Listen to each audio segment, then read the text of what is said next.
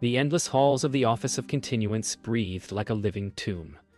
Dust drifted through candlelight that never dimmed, settling over shelves of parchment as if preserving time itself. The scribe's quill traced the final line of a daily report when a courier arrived, pale and wordless, bearing a sealed document marked with crimson wax. The insignia was unmistakable. The personal crest of the Black Inquisitor. With trembling fingers he broke the seal, expecting orders. Yet within lay a single parchment bearing his own name. The script was identical to his handwriting, though he had never written it. Below, a chilling notation. Missing, presumed deceased. The candle guttered.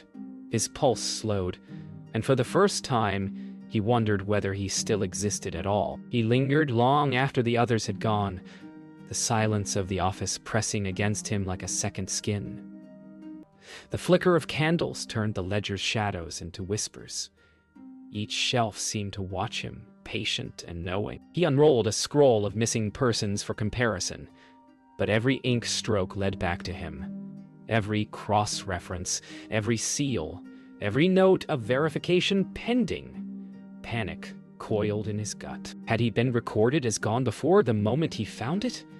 If so, who had written his life away? At the 11th bell, he crept into the restricted hall, a place few dared to enter without writ. Here the air was colder, the candles bluish, and the parchment edges rimed with frost. The shelves bore only one mark, an eye without a pupil, carved into every spine. As he traced the pattern, a faint hum stirred in the stones, like memory trying to speak. The longer he stood there, the louder the silence became until his name whispered faintly from the darkness, written not by mouth, but by ink. He returned to his chamber, clutching the parchment as though it were proof of his existence.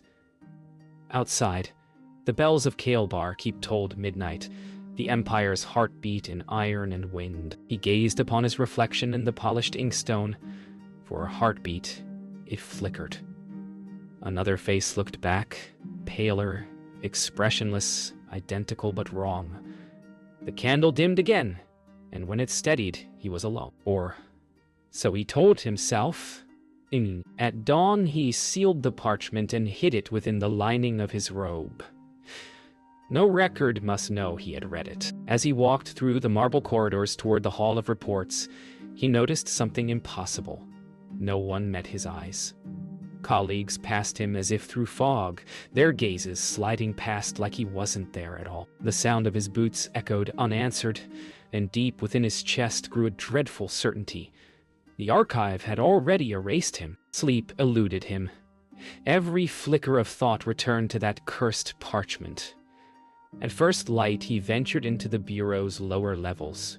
Corridors forbidden to all but the recorders of death. There, in the silence of chained ledgers and sealed urns, he sought to confirm the date of his supposed vanishing. He opened the Grand Register. His fingers trembled as he traced his name, now recorded not in ink, but in dried blood. The entry bore a witness mark, Lady Averan's own. His superior had signed his absence as fact. He sought Lady Averan under the pretense of duty.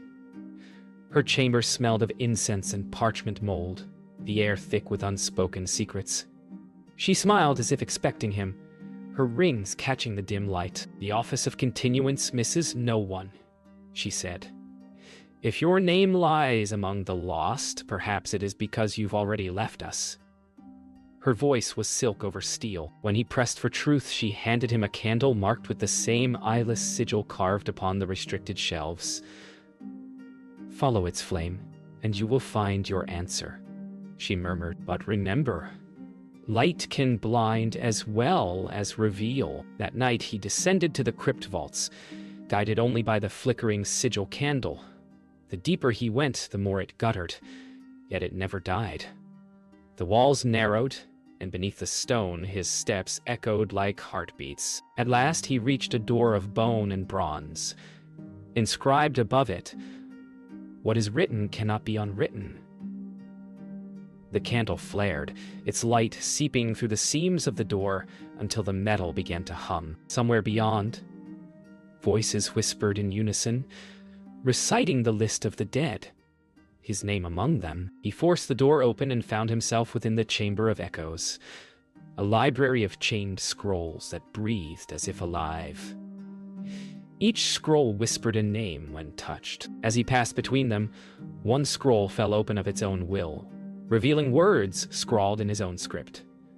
I have seen the end of ink. A memory not his own filled his mind. His hands, writing those very words under another sky. He staggered back, the scroll clanging against its chains. Then came the echo of steps. Someone else was in the chamber. From the shadows emerged a child, barefoot, her eyes pale as parchment. She carried no candle, yet light clung to her skin. You wrote your own name, she said softly, and so the world forgot you. Before he could speak, she placed her small hand on his chest. His heartbeat faltered, slowing to match the rhythm of the whispering scrolls. They called me back once too, she whispered. But they did not finish erasing me. Her gaze pierced him with pity. Find the chronicler before the Black Inquisitor does. Only he remembers why. Then she vanished, leaving the sigil candle burning cold blue. The scribe returned to his chamber before dawn, a candle still burning with its unnatural blue flame. The girl's words lingered like frost in his breath. He dared not sleep. Instead, he laid the sigil candle upon his desk and pressed its wax into a blank parchment. It was horror. Symbols bled from the wax as if drawn by unseen hands. Rows of circles and lines forming phrases that spoke of messages passed through death itself. These were not names. They were correspondences, letters between the living and the departed. The Empire had been speaking with ghosts, and he had unknowingly helped write their replies. When morning broke, he brought the parchment to the upper scriptorium, where scribes copied imperial decrees. He compared his strange markings with their records, and there he saw it again, his own handwriting threaded within state correspondence. Dozens of letters he had never written. Each bore a second seal, a circle of wax shaped like an open eye. In them were replies to the dead, orders addressed to men centuries gone. One line froze him utterly. To the servant who cannot die, your work endures. The ink was fresh. He retreated to the cloister courtyard, the Empire's bells tolling noon. He watched crows circle above the tower, each flight tracing invisible patterns. His mind raced. If the office conversed with the lost, then perhaps those recorded as missing were not dead at all, merely caught between remembrance and oblivion. He wondered then, was he among them now? His reflection in the fountain rippled, and for an instant he saw another self staring back. One still bound in chains below the archives. He returned to his chamber that night, sealing the doors and drawing the shutters tight. By candlelight, he began to decode the sigils. One symbol repeated across the pages, the same eyeless mark that adorned the Forbidden Hall. When rearranged, it spelled a name. The chronicler beneath it, faint and nearly erased, a note written in his own hand. Seek me where ink first touched flesh. He realized this meant the chamber of initiation, where scribes swore oaths with their blood. Yet, entry required sanction by the Black Inquisitor himself. As he pondered the meaning, a heavy knock shattered the silence. The door opened before he could answer. There stood the Black Inquisitor, his expression unreadable, his eyes like ink wells gone dry. You've been reading what should never be read, he said softly. You have looked upon your own absence. He placed a gloved hand on the scribe's shoulder. The chronicler has requested your presence below. He remembers you, though you should not exist to be remembered. The candle died as they turned toward the stair. The stairwell spiraled downward for what felt like hours, lit only by the Inquisitor's lantern. The air grew thick, the stones slick with condensation and something older than water. The scribe followed, heart heavy with dread. At the stair's end lay a circular chamber ringed with mirrors, their surfaces veiled in ash. In the center stood a marble chair, carved with names, his among them. The Inquisitor's voice broke the stillness. "Every name here once belonged to a servant of the office," he said. "Each believed they served truth. Yet truth, like memory, can be rewritten." The Inquisitor motioned for him to sit. The marble was cold, drawing warmth from his body. "You wonder why your name lies among the missing," said the Inquisitor. "It is because you were chosen to bear the burden of remembrance. We cannot destroy knowledge, only bury it inside those we erase." He raised a silver stylus and touched it to the scribe's temple. In an instant, memories not his own flooded through him, faces, screams, the burning of archives centuries past. The truth struck him like lightning. He was not a victim of erasure. He was its vessel. When the flood ceased, the scribe gasped for air, trembling. The Inquisitor knelt before him, eyes heavy with something like sorrow. "Every century, a chronicler writes the Empire's forbidden truths," he said. "When his task is complete, his name is struck from memory, and a new scribe inherits the burden. You are the next." The scribe's hands shook. "Then I was chosen to forget?" The Inquisitor's answer came soft as ash. "No, you were chosen to remember what must be forgotten." He staggered from the chair, his mind ablaze with overlapping memories. He saw the Empire's history unfold, its wars rewritten, its martyrs recast as traitors, its truths drowned in bureaucracy. He saw Lady Avaren, overseeing purges of parchment, sealing names with wax to bind their souls. He saw the first scribe kneeling before the same marble chair, penning the decree that founded the Office of Continuance. The final image was of himself, centuries ago, writing the line, "Record the living, that none may notice their death." When the visions faded, only the scribe and the Inquisitor remained. "If I am to be the next chronicler," he said, voice shaking, "then why show me this?" The Inquisitor extinguished the lantern, leaving only the reflection of blue light from the sigil candle the scribe carried. "Because remembrance is rebellion," he answered, "and rebellion begins in ink." As the darkness swallowed them both, the scribe understood the truth. He had already begun to remember what the Empire could not bear to exist. The path to the vaults of memory wound through corridors few dared walk. The scribe followed the blue flame of his candle, now burning with unnatural steadiness. The deeper he ventured, the more the air thickened, laden with ink fumes and whispers that sounded like turning pages. At the threshold stood a mirror of black glass, unmarked by time. As he approached, his reflection split into two.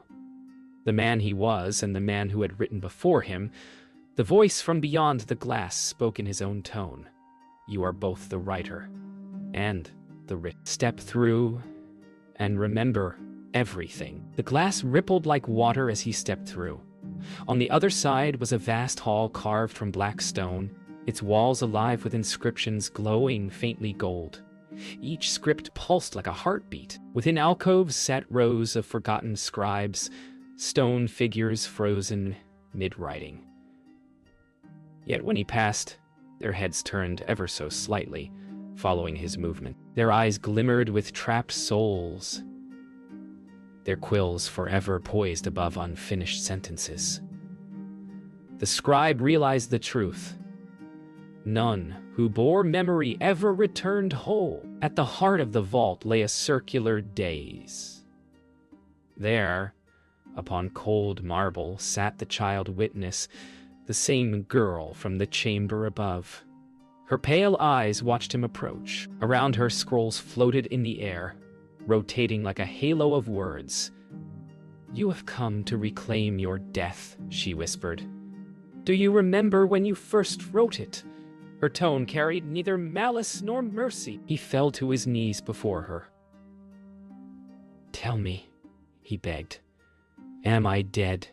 She smiled faintly. "You are written, and that is worse." She lifted one scroll from the air and unrolled it. It bore his handwriting, his confession, centuries old. It spoke of a scribe who defied the office, who tried to destroy the archives and was punished by being written into them, trapped as a living record. The ink began to move, rewriting itself as she read. His pulse slowed. Each heartbeat matched the rhythm of the changing script. The girl's eyes softened. "You were the first chronicler," she said, "and everyone after is only you, rewritten to forget the last rebellion." He rose slowly, realization burning through his fear. "Then if I am the first," he said, "I can be the last." He gathered the scrolls from the air. They screamed as their ink dissolved. The vault trembled, dust raining from above. The girl's eyes widened.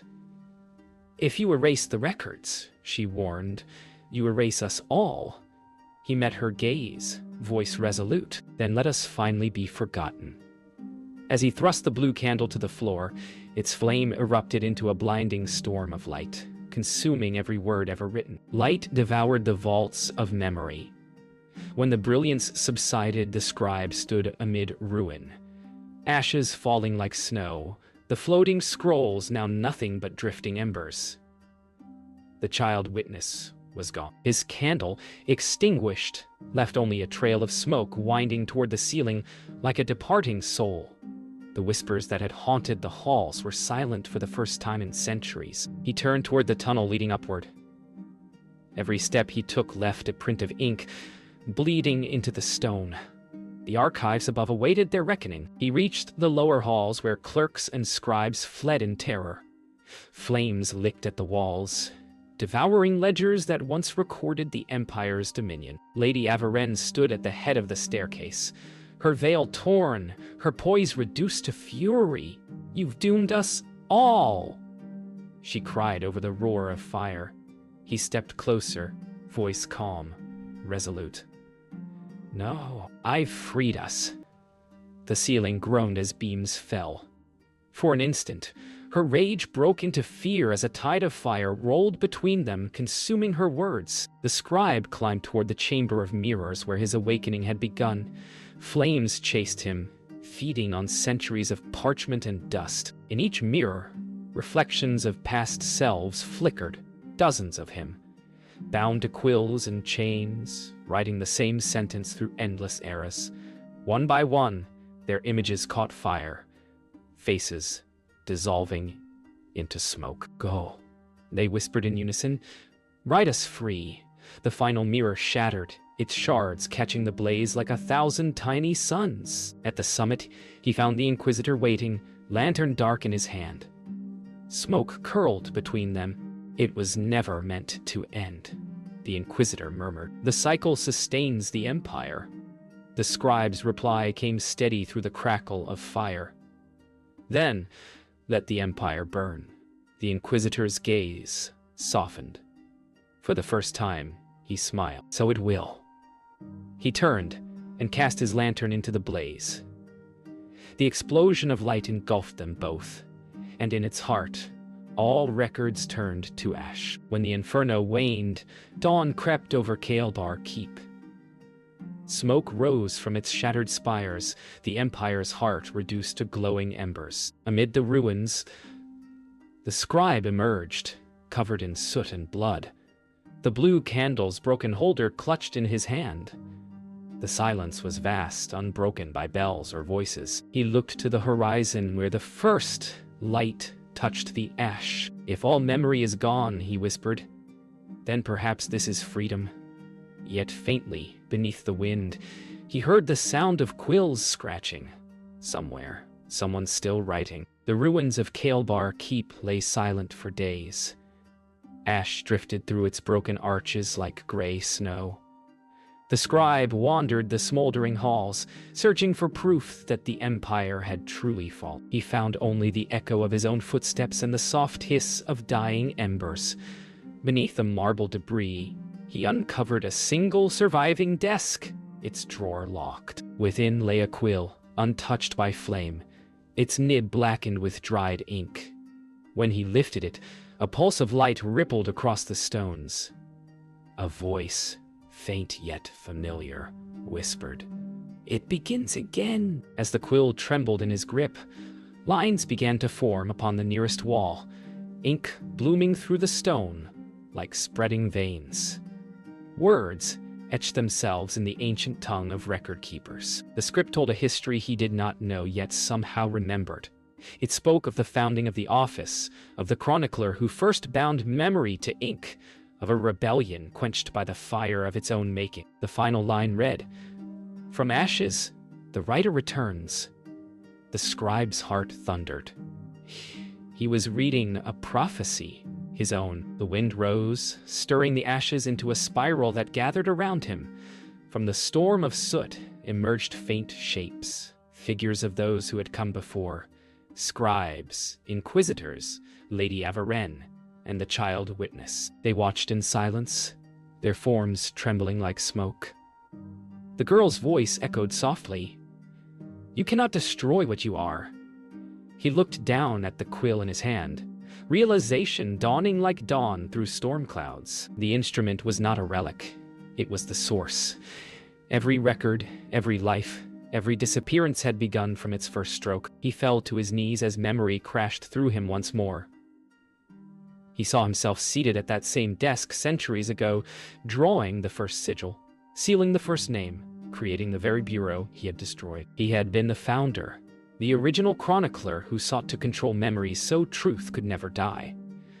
The centuries of erasure, rebellion, and renewal had been the Empire's heartbeat, all bound to his quill. "I made the office to preserve truth," he whispered.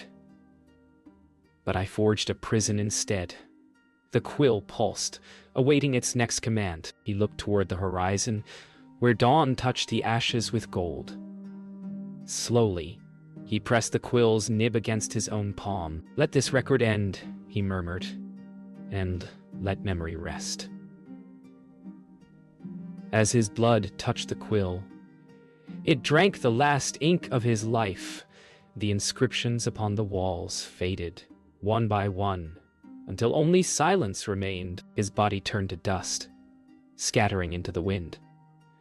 Far below, a single new parchment unfurled upon the desk, blank, save for one line written in fresh ink, "The Archivum of the Lost," authored by none.